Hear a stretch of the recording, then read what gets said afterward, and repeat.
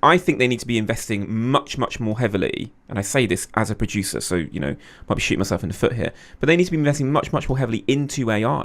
The reason that TikTok is such a massive platform that's grown so quickly is their ability to use AI to understand what their users want to see. Like, the iPlayer needs to be doing that as point one, and then you start getting into going, well, if the BBC create a large language model like Google have, like Microsoft and ChatGPT have, that could be a really valuable public service. There is something in that I think that, when you look at the public good of the internet, like Wikipedia, etc., this is where the BBC could be doing something really, really interesting based on the whole heritage of their archive that they have. We need to think about the next wave, the impact of the LLMs and generative AI on this.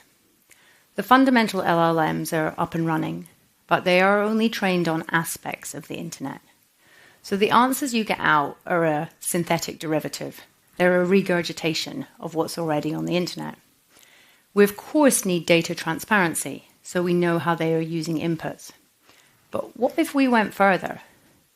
As we consider our approach to Gen AI, we should think very carefully about how these models are trained and how we can shape the data that they ground themselves in.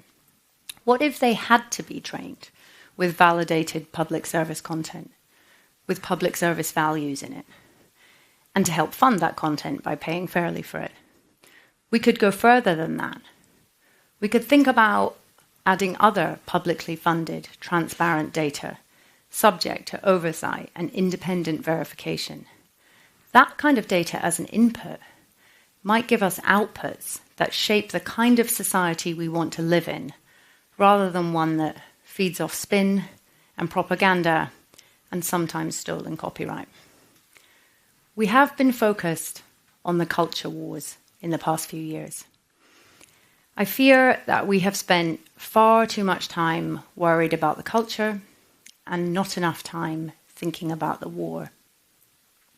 The percentage of the young in the UK who get their news from print or television is effectively zero. The dangers are clear. A shift to non-facts, to untruth. A world where the challenging rigour of our media ecosystem is steadily devalued. Where meaningful engagement, integrity, shared understanding are subsumed by the trade in shallow attention. Believe me, if we do not come up with a British solution, it is clear that an international market force will impose on us some other reality that we can regret at our leisure. As our work shows, Gen Z in this country are a brilliant, vibrant, creative, bubbling mass of ideas and very deep beliefs. Their collective genius is our future, but Britain's need for them has to be matched by a Britain that they can trust in. So please leave here asking yourself what you can do to keep us together with them in one cohesive and shared society. And I will end by asking you to face the question again. If not us, then who?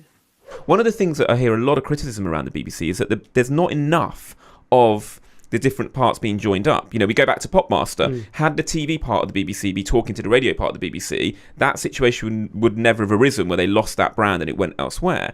But I think that if they use this sort of model of going, well, hang on a minute, we've got all of these assets. They're now all sitting on both BBC Sounds and iPlayer, which I understand doesn't talk to each other anyway for the back end.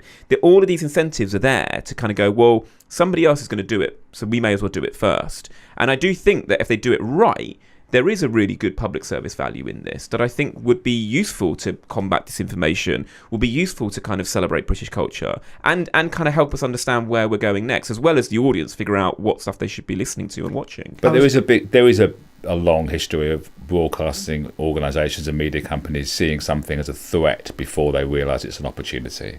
Yeah, but the one place that they didn't do that, and this is the Greg Dyke's legacy, is with the iPlayer.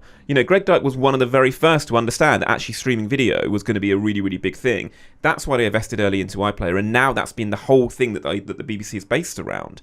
If they're able to do the same here, where they kind of go, well, look, ChatGPT is not necessarily for us, but we are going to start pulling this together into our own large language model just to see what this looks like, that could be a more interesting story because it creates a public intervention in what is a very scary AI story right now. I was on a research roundtable call the other day. I don't know why I got invited. I think I was there to notionally talk about the audio end. A lot of TV broadcasters from around the world that were on it, and they were all being asked about their views on AI or how they're using it in their organizations. What do they think they're going to do? And there was a real split. There were some companies who are all in right now and are doing loads of stuff that isn't really kind of talked about, way ahead of what you see in the papers. And there's the other half, similar sized companies, who are like, oh, we're experimenting a bit and we're seeing. And I think everyone on the call was a bit like, wow, the other side are in a very different place to me. And it seems to be one of the fastest changing bits of technology that I've seen over the last few years. One of the stats we had in the webinar was around how quickly people had kind of signed up. And I can't remember, it was getting up to X million or X billion users. And it was something like Instagram was 9 months to get to that. TikTok was 6 months. ChatGPT is 2 months. And I just think it's moving so quickly, and you just have to get on it. I think the worst thing is to go no, or at least go no, but actually be getting on it behind the scenes. The only thing I would just quickly want to say around that is, that feels like an analogy to what's happened with Threads. There is this kind of phenomenon of the doors opening, everyone rushing to sign up, looking at the platform and going, what do I do with this? I think the AI stuff is different to that. Personally, though, I think Threads is going to be the one.